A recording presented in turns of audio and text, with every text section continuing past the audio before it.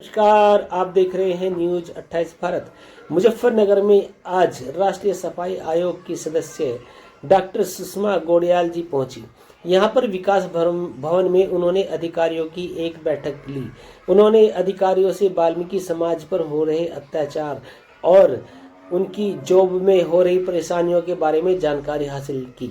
यहां पर समाज के गणमान्य व्यक्ति भी पहुंचे हुए थे। उन्होंने भी मंत्री जी को अपनी समस्याओं से अवगत कराया। 2-3 समस्याओं का निस्तारण मंत्री जी ने ऑन द स्पॉट कर दिया और अधिकारियों से कहा कि यह मेरे समाज के जो लोग हैं, दबे कुचले लोग हैं, इनकी जो समस्याएं हैं उनको प्राथमिकता के आधार पर आप लोग देखिए और उनका निवारण कीजिए, क्योंकि इस समाज ने ही मुझे यहाँ तक पहुँचाया है और अगर मेरे समाज के लोगों का उत्पीड़न कहीं पे होगा तो मैं बर्दाश्त नहीं करूंगी। इस समाज का उत्पीड़न बिल्कुल भी बर्दाश्त नहीं किया जाएगा।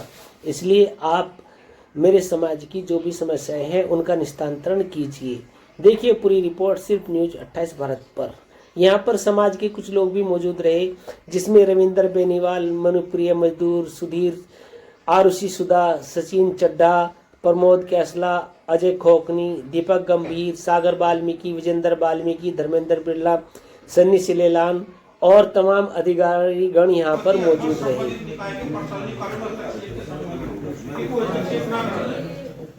यूनियन के माध्यम से सफाई कर्मचारी रखे जाते थे, ठेके पे वो सम्मेलन तरीके से। आज जो कर्मचारी रखे जा रहे हैं वो मेंबरों के अधीन है। और जब मालिक सपोज कीजिए मैं ही मेंबर हूँ, मैंने अपने 5 आदमी अपने वार्ड में रखवा लिए, तो मैंने उनसे तय कर लिया भाई 55,000 रुपये आप देना। जी मैम, आपका नाम? मैं डॉक्टर सुषमा गौड़ियाल बरेली की रहने वाली हूँ और शीर्ष नेतृत्व ने मुझे सफाई कर्मचारी आयोग का जो दायित्व दिया है उसके लिए बहुत बहुत धन्यवाद। और आप आयोग सफाई कर्मचारी आयोग की सदस्य हैं मैम, पहली बार मुजफ्फरनगर आई है जी। सफाई कर्मचारी बहुत सारी मांगों को आपने सुना है, बहुत सारी समस्याओं को आपने सुना है जी। किस तरह की मीटिंग रही, किस तरह का निस्तारण हुआ है?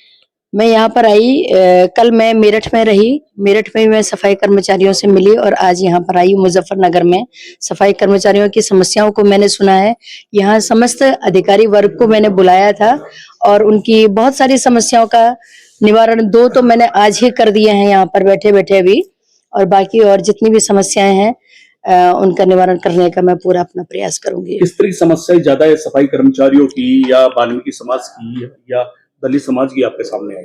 सफाई कर्मचारियों की सबसे मेन समस्या जो मुझे दिखी है, उनकी जो वेतन वृद्धि है वो होनी चाहिए। वेतन उनको कम मिल रहा है, समय पे ना मिलना, और जो उनको आधुनिक उपकरण सफाई के लिए दिए गए उनके पास तक वो नहीं पहुंच पा रहे हैं। ऐसी बहुत सारी समस्या है। उसके लिए मैंने अभी यहाँ पर निर्देशित किया है कि उनको समय पर वेतन मिलना चाहिए, अवकाश मिलना चाहिए, एक अवकाश जरूर होना चाहिए, और मातृशक्ति को एक सीमित दायरे तक उनका कार्य क्षेत्र होना चाहिए, और उनकी जो सैलरी है वो समय पर मिलती रहे। मैम, किस तरह के दिशा निर्देश अधिकारियों की?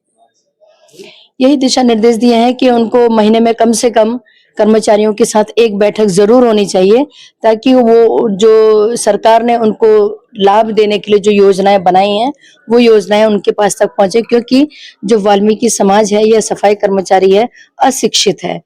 बहुत सारी सरकार ने योजनाएं दी हैं लेकिन वो योजनाएं उनके पास तक नहीं पहुंच रही है। तो मैंने अभी अधिकारियों को यही कहा है कि महीने में एक मीटिंग ऐसी अवश्य होनी चाहिए कि जो उनको उनकी योजनाओं के बारे में बताएं। मैम, एक मेरा सवाल और है आपसे।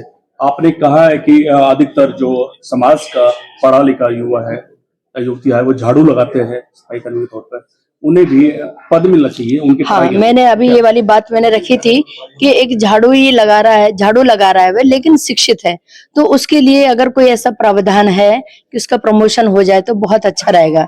क्योंकि ये तो सभी जानते हैं कि बेरोजगारी है, बेरोजगारी में एक पढ़ा लिखा लड़का भी, महिला भी, लड़की भी झाड़ू लगा रही है, तो एक कोई ना कोई ऐसी योजना जरूर होनी चाहिए, कोई ऐसा प्रावधान होना चाहिए, नियमानुसार उसको प्रमोट किया जाए। आप आयोग की सदस्य है तो क्या सरकार के सामने कोई इस तरह का रखा जाएगा?